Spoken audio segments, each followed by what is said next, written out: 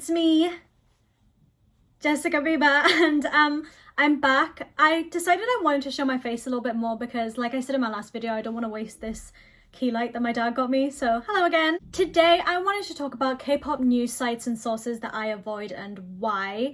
I'm not going to be forceful and say you have to boycott this or and be like super in your face about it, because I know that you guys are probably mature enough to make your own decisions and stuff like that. Maybe I can make you guys aware of the shady practices that a lot of these sites and sources do and why you should be wary of them and take a lot of what they say as a grain of salt. As a grain of salt?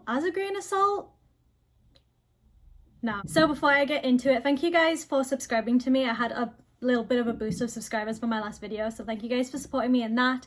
If you guys aren't subscribed already, I'd really appreciate it if you did. Now let me get into the first site I want to talk about, which is Koreaboo. So if you guys know, my bestie Johnny has already made a video on Koreaboo. You should go watch it if you haven't already. He goes into full detail about one of the shitty things they've done, which is stealing from smaller creators.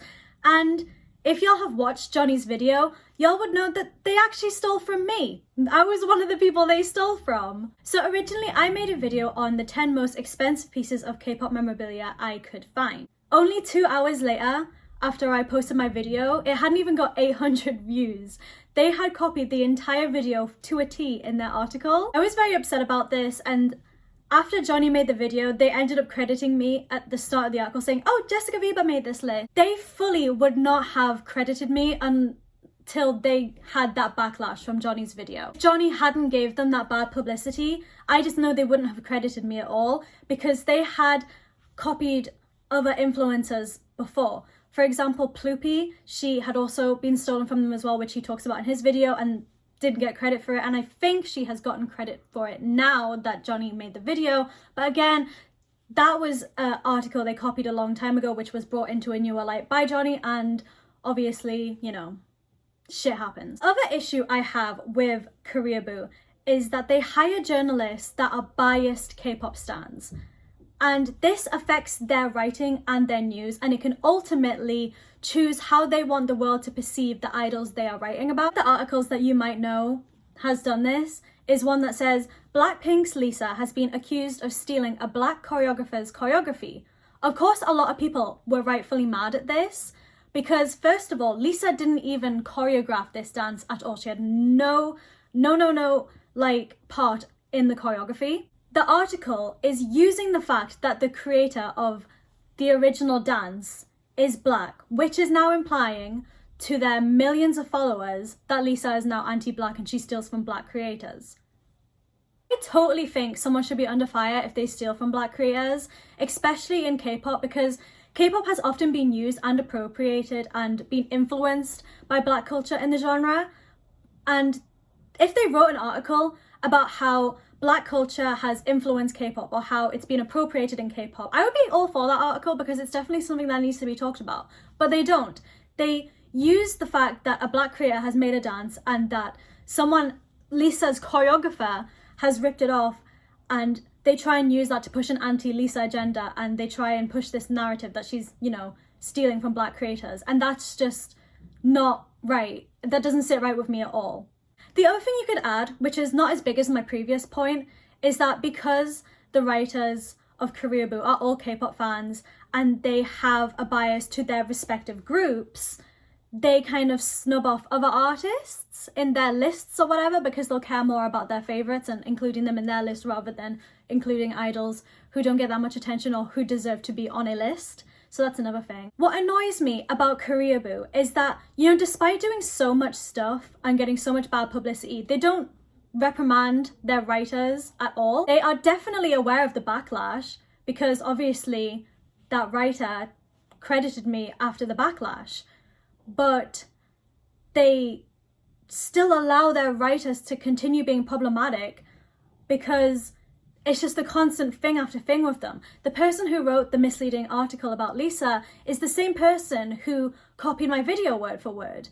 They just keep on doing shady stuff. Yeah, they'll get a few emails saying credit Jessica Bieber, they'll get some bad publicity, but it seems like they don't get any repercussions from their employer about, you know, the ethics of journalism, because they're constantly getting away with it.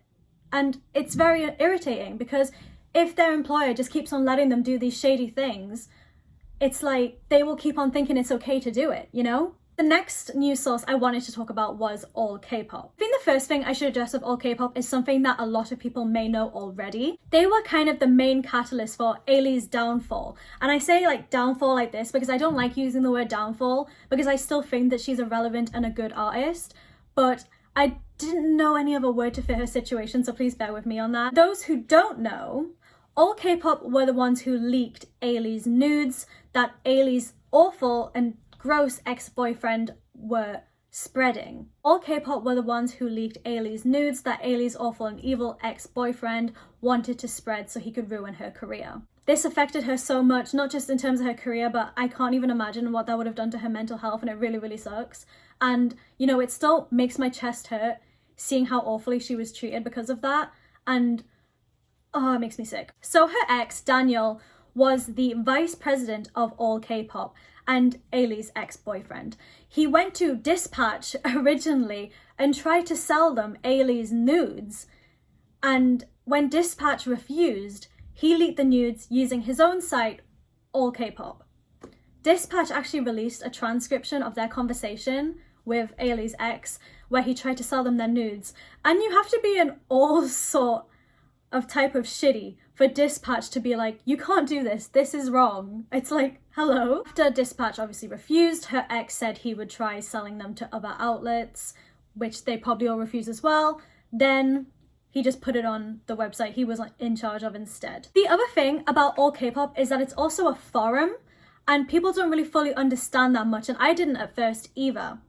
But people can upload their own articles, and a lot of the stuff on Allkpop is user-generated content.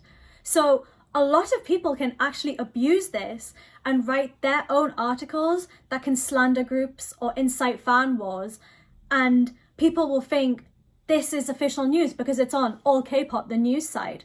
So it can be very misleading. Sometimes the articles do get taken down, but by then it's already too late, and the idols getting hate, or the fans are getting hate, or the groups getting hate already. But that being said, even the official writers of Allkpop are still pretty shady. They are also guilty of writing misleading titles for clicks, and were also some of the people who are responsible for spreading misinformation with misleading titles about Tiara during the bullying scandal, where they were wrongfully accused of bullying the ex-member Hwayoung. If you still use Allkpop, I would definitely suggest checking to see whether this is user-generated or official content. Even if it's official content, I would still be wary, because a lot of these sites, you know, use misleading phrases to push a narrative on an idol or a group. So do be careful and take a lot of what they say with a pinch of salt, because sometimes they write things very manipulatively to try and push their own agenda for a certain idol or a group. The last news source I would like to talk about was Kbuzz, the YouTube channel. Kbuzz, like Koreaboo and Allkpop, were under fire for their shady practices, but like Koreaboo and Allkpop, it kind of got swept under the rug. I have made a video about Kbuzz before. I think I've made about 2 or 3 actually, so feel free to check them out, but I can summarize here as well. If you'll watch my videos, you would know that Kbuzz would refer to Nancy from Momoland, who is mixed race, as a hybrid and a mixed breed, which is extremely derogatory and offensive to people who are mixed, because it's just very demeaning. And you know, I'm mixed myself, and if someone called me a hybrid or a mixed breed, I would be so upset and angry. I can't even like begin to describe my own like emotions towards being called a hybrid, because it just fills me with a lot of anger, and I don't really know how to channel it into words properly. But if you do not know already, being called a hybrid if you're mixed is just very, very demeaning and derogatory, and a lot of people would not like it, and it's very offensive. I also had wrote in a post, Nancy has become attractive thanks to weight loss, and I can't even go into how problematic this is, obviously, because it's implying this dangerous idea that weight loss equals being beautiful, which can be very harmful to a younger audience and an impressionable audience. Nancy was already dealing with an issue of being fat shamed by the general public and by so-called fans. This statement just implies that her gorgeous, beautiful body was bad before, when it wasn't. Her body has never looked bad, ever, ever, ever, ever, ever. And that's it. Never. They have also made a lot of videos which made a lot of girl groups look like the villains. They made a lot of videos on Momoland, and they were kind of a catalyst for the hate train, with videos that said they were disrespectful to Blackpink and BTS and that they don't like them, and you know, they have attitude problems, and that Momoland are problematic and this is bad. They made a lot of those hate videos, and obviously they also had that thing where they called Nancy a hybrid as well. Hi guys, this is just a quick editing note. While I was editing the video looking for the videos that Kpop had posted, I had no idea how problematic they actually were when I looked back at it, because I forgot what the titles were and what the video content was. You know, like it says here, can Nancy's hybrid visual overshadow Yeri and Chaeyoung? This is problematic, so problematic, because obviously they're calling Nancy a hybrid and they are trying to, you know, compare these three beautiful women when they are all gorgeous, and it's very irritating that they're trying to bring other women down with Nancy. And there's obviously another video here saying, unable to lose weight, Nancy is left at the edge of Momoland's new teaser. Like, shut the fuck up. This is so problematic, and you guys already know why. You know, it's video after video of Nancy's body and, you know, just talking about her weight when she was perfect. And you know, the title says, not only Momoland's new comeback is a flop, but Nancy is also criticized for gaining weight. Like, hello? You're supposed to be a news site, but you're calling them a flop and fat shaming her. And obviously there is the half-breed thing. They called her a half-breed and talked about her bust exposure, just, you know, completely like dehumanizing her and seeing her as an object, and oh, very degrading. Very, very gross behavior. And, you know, it really caused a lot of the hate on Momoland around the 2018 time, when it felt like everyone was against Momoland. If you still believe that Momoland are these awful human beings, please educate yourself, because they are not. And there are plenty of videos, including my own, which debunk all of these, you know, silly ideas that they hate BTS and they hate Blackpink, because they don't. You can tell that they are huge fans of both of the artists. So that's all I'm going to say on that. I don't know if this is something that's worth adding, but another news source that I don't really like is Dispatch, and I know a lot of you guys will probably feel the same about Dispatch. You know, they don't respect idols' privacy at all, and you know, very shady. They follow them around just to get information out of them, and they don't give them any privacy. I just repeated what I said, but whatever.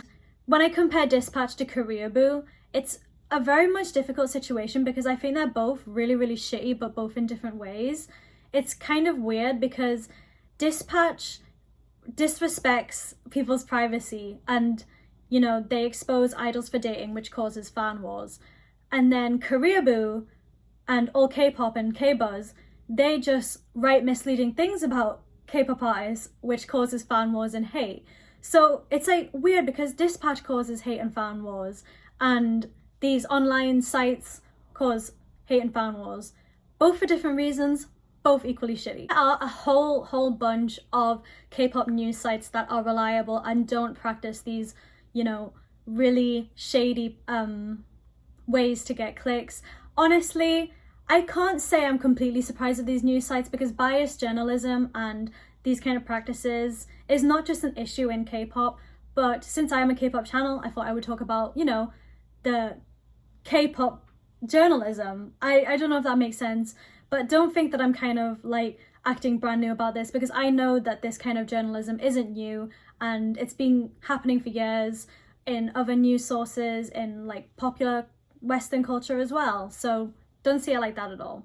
Now, please do correct me if I'm wrong in the comments. I might have not done my research properly. I think that Soompi are a decent news source, and for the most of the time you can rely on their translations and their news. And there are various YouTube channels as well that, you know, provide an unbiased news source for K-pop as well. If y'all have any, you know, favorite news channels, feel free to put them in the comments below. That is all I will be saying on this topic. If I have left out any shady news channels or news sources, tell me down below if I've left anything out, because, you know, I can't find everything. So, you know, help us this out, please. That is all from me. Just like I said at the start of the video, I kind of, you know, got a bunch of new subscribers from my previous video, so thank you for the support on that. You know, I had a lot of people DMing me, calling me ugly and a snowflake. And you know what, maybe I'm a snowflake, but I know I'm not ugly, so stop calling me ugly. Thank you. So if you guys want to keep up with me, please do follow me on Instagram. You can follow me on Twitter if you want as well, but I'm kind of like a weird Genshin Impact stan account on Twitter, so I don't know if y'all want to see that, but you know, feel free. I usually update you guys the most on what is going on in my life on Instagram. Thank you guys for your support. I've been having a really tough time recently. I received a lot of messages from people supporting me after I was saying I was down on my Instagram stories and that I was dealing with stuff. So I really appreciate you guys so much. You guys warm my heart. It's true. It's true. Be prepared to see my face more often. You know, I just want to add, I know that my foundation doesn't match, but I'm in a global pandemic lockdown in the UK and I'm not going to go out to buy foundation, and I'm definitely not buying it online because how the hell am I going to colour match then? So please just look at my face, don't look at my neck. I know my neck. I'll just button up. Yeah, so don't look at my neck and my hands that don't match. I'll see you guys later. Bye.